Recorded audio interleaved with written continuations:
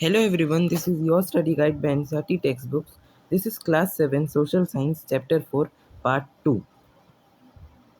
और हमारा आज का टॉपिक रहने वाला है early democratic traditions.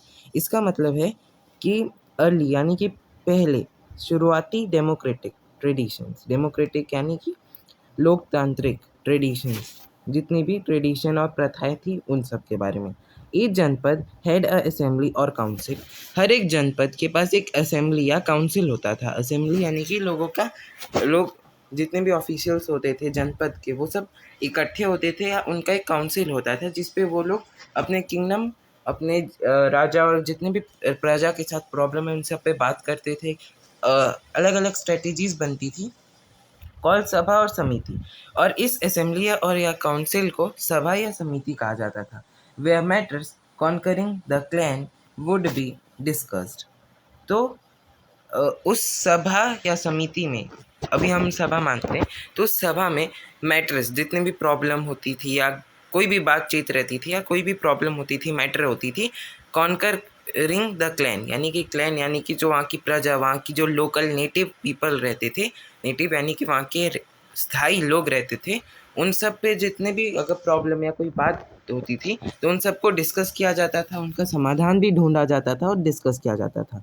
Remember from the chapter on India's cultural roots that the words Sabha and Samiti first appear in the Vedas, India's most ancient text. तो ये रिमेंबर करने वाली बात है, आपको याद करना है कि उस चैप्टर में इंडिया के कल्चरल रूट्स यानी कि इंडियाज़ कल्चरल रूट्स यानी कि भारतीय कल्चरल यानी वहाँ के जो कल्चर के रूट्स हैं, वहाँ पे दो शब्द जैसे सभा और समिति पहली बार अपीयर हुए थे, पहली बार देखने में आए थे वेदास में, जो कि इंडिया की सबसे पुरानी टेक्स्ट है। We may assume that most of the members were elders in the clan. हम ऐसा अज्यूम करते हैं, हम ऐसा मानते हैं कि वहाँ की जो ज़्यादातर मेंबर्स थे वो एल्डर्स, बड़े होते थे उस क्लैन में। The raja was not expected to rule independently और आर्बिटेरिली। तो जो राजा होता था उसको एक्सपेक्ट नहीं किया जाता था, उस राजा से ये माना नहीं जाता था, उससे ये सोचा नहीं जा सकता था, समझा नहीं जा सकता था कि वो राजा सिर्फ अकेले ही रूल करेगा। वो राजा जितना भी है पूरे साम्राज्य में अकेले और इंडिपेंडेंटली अकेले ही रूल नहीं करेगा। इससे डिक्टेटरशिप आ सकती है। डिक्टेटरशिप आगे आपको इसके बारे में ब्रीफ में पढ़ने को मिलेगा कि सिर्फ राजा अपनी मनमानी चलाए, ऐसा भी हो सकता है। ज़्यादा ही पावर अगर राजा को हो जाए तो ये भी एक बड़ी समस्या हो सकती थी। तो इस समय ये एक्सपेक्ट नहीं किया जाता था कि वो इंडिपेंडेंटली अकेले ही शासन करे।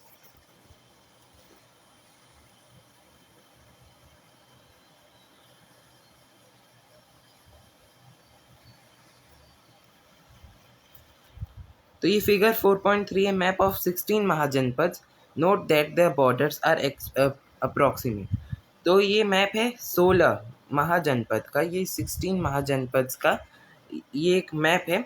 और ये नोट करने वाली बात है, ये नोट करने वाली बात है कि ये जो इनके बॉर्डर्स हैं, जैसे ये अवंती का हो गया, छेड़ी का हो गया, कौशाम्बी, राजगृह जो मगध का है, चंपा हो गया, अंगा हो गया, सॉरी।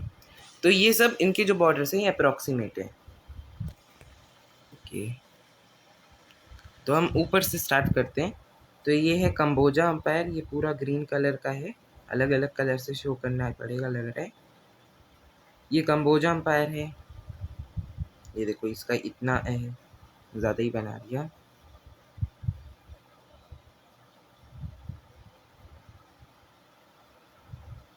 ये इतने में कंबोजा अंपायर रूल करता है, ये इतने में गांधारा अंपायर रूल करता है। इसका दो कैपिटल है, ये जो स्टार ऐसे बना हुआ है रेड कलर से, जो ऐसे स्टार बने हुए हैं, इनका मतलब है कि वो उसकी कैपिटल। तो इसके दो कैपिटल हैं,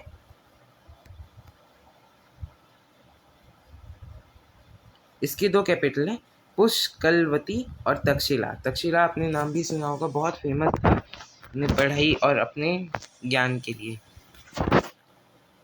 ये है कुरु अंपायर, कुरु जनपद, जिसकी कैपिटल है इंद्रप्रस्थ, जो कि आज का मॉडर्न डे दिल्ली है। फिर है ये मत्स्य, जिसका कैपिटल है विराता। ओके, ये देखो शुरू सेना, जिसका कैपिटल है मथुरा। पंचला, जिसका कैपिटल है अच्छी चतरा। ठीक है, ये देखो, ये कौशल अम्पायर है जिसका सरस्वती कैपिटल है। यह माला है जिसका कुशीनारा है। ये वृज्जी अम्पायर है जिसका कैपिटल वैशाली है। ये चंपा है, ये अंगा अम्पायर है जिसका कैपिटल चंपा है। ये मगध है जिसका कैपिटल है राजगृह।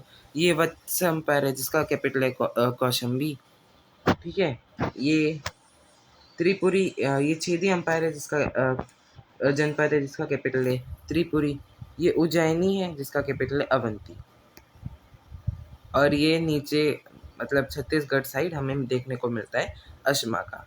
तो ये सब अप्रोक्सीमेट बॉर्डर्स हैं, जैसे एकदम प्योर सर्कल है तो ऐसा तो नहीं होगा, है ना, थोड़ा अलग टाइप में होगा, लेकिन अभी ये ऐसे ही अप्रोक्सीमेट है, बहुत पुराने टाइम का है तो ऐसे ही दिया है।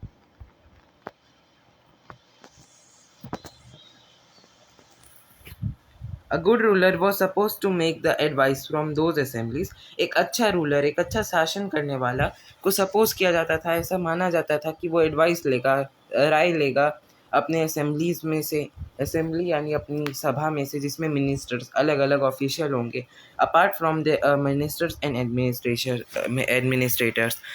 असेंबलीज में कौन कौन होंगे? मिनिस्टर्स होंगे और एडमिनिस्ट्रेटर्स। तो एक अच्छा रूलर को यही माना जाता था कि वो एडवाइस लेगा, राय लेगा अपने असेंबली के किन से? मिनिस्टर्स और एडमिनिस्ट्रेटर्स से। Indeed according to some text, इसके अलावा ऐसा माना जाता है कि कुछ टेक्स्ट यानी कुछ पुराने टाइम के लिखे हुए text, an incompetent ruler should be remove by the assembly. एक इनकम्पिटेंट यानी जो कम्पीट ना कर पाए, अपने आसपास के जितने भी जनपद हैं उन सब से जीत ना पाए, तो ऐसे और अपने ही शासन चलाने वाले, अपनी मनमानी करने वाले रूलर को रिमूव कर दिया जाता था असेंबली से।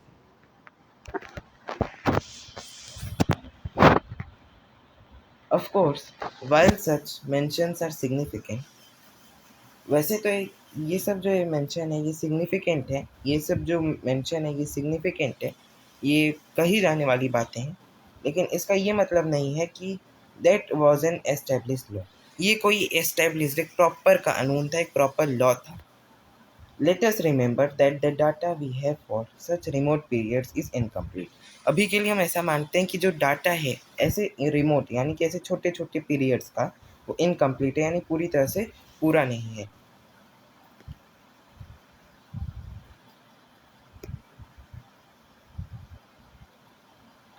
इन द पॉलिटिकल सिस्टम्स, उनके राजनीतिक सिस्टम में, the Mahajanapadas expanded the basic principles of janapads.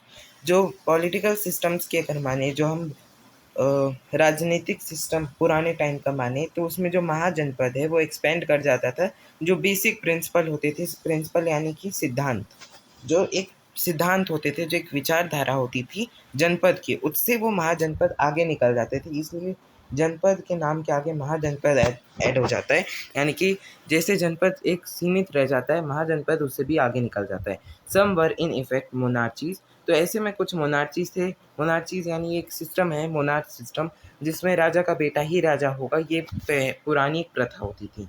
In the sense that the raja was the ultimate authority, और इस मोनार्ची सिस्टम में इस राजा का बेटा ही राजा होगा, इस वाले सिस्टम में यही एक सेंस होता था कि जो राजा है वो अल्टीमेट अथॉरिटी है, यानी राजा ही सब कुछ है। Suppose by ministers and an assembly of elders. ये ऐसे सपोज किया जाता था कि मिनिस्टर्स और एक असेंबली एल्डर्स की, लेकिन उसमें भी जो अल्टीमेट अथॉरिटी, सबसे ज़्यादा जिसके पास पावर होगी वो होगा राजा, राजा ही राजा होगा।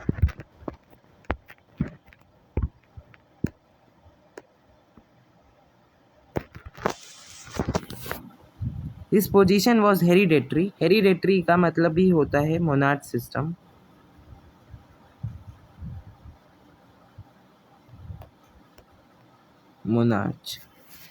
मोनार्ची लिख देते हैं, मोनार्च सिस्टम। अभी आपको ये सही से पढ़ नहीं पा रहे होंगे मेरी हैंडराइटिंग, क्योंकि यहाँ मुझे लिखने में दिक्कत हो रही है।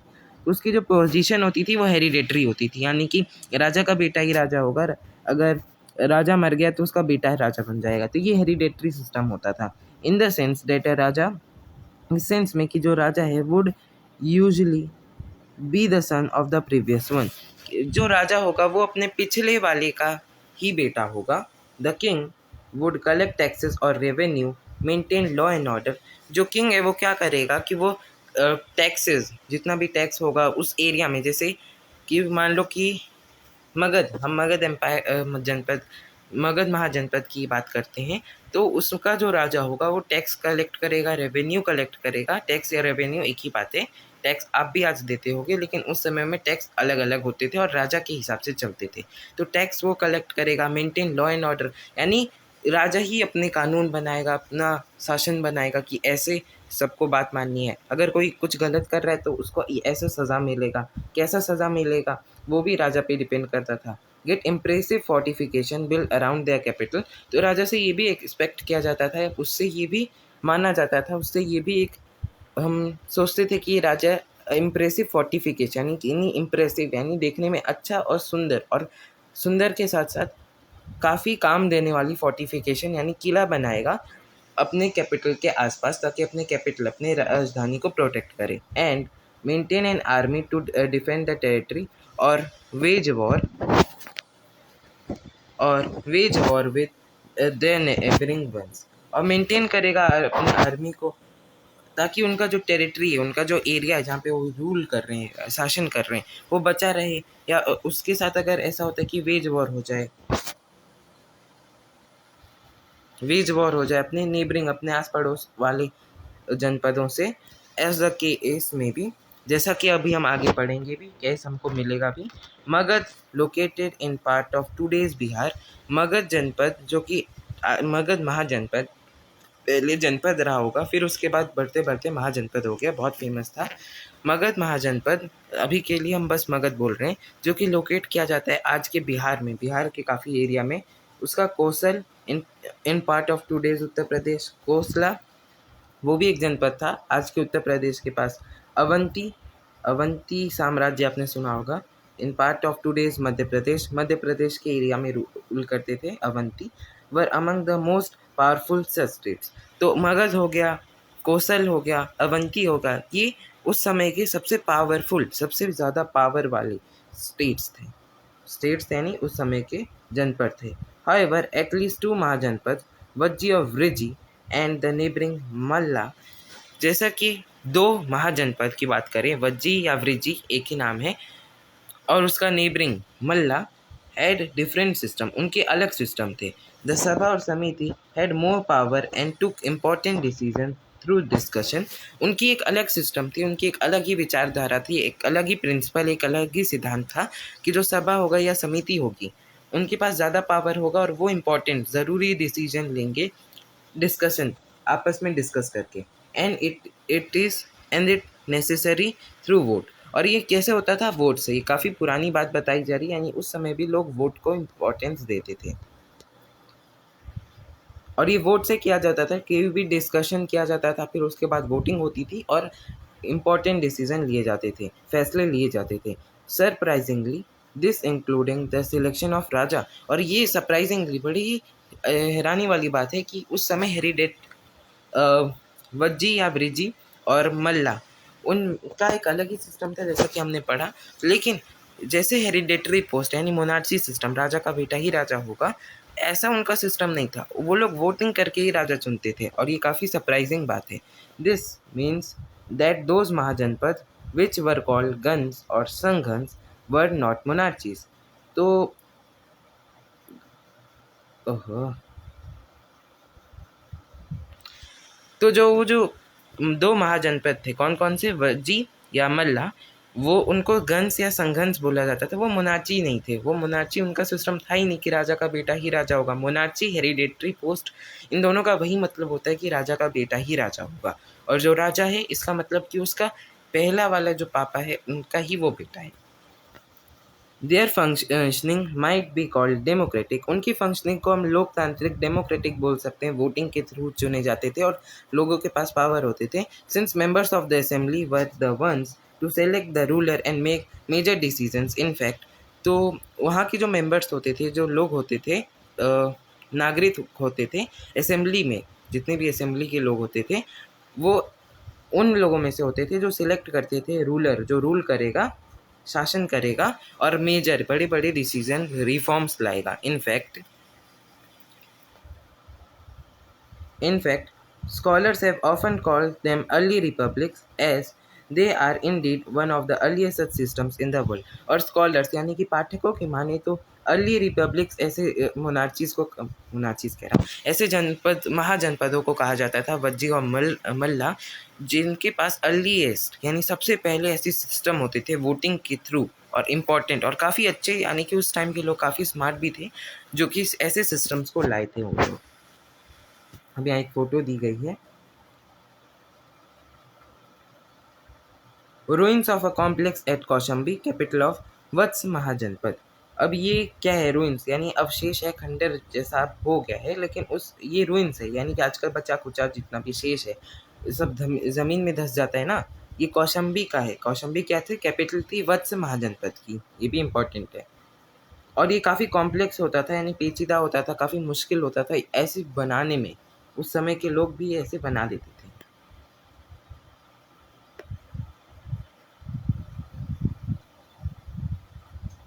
मोर इनोवेशन, चलो अब और इनोवेशन के बारे में पढ़ते हैं, यानी कि कुछ नया, यानी कि कुछ अच्छा इनोवेशन होता था।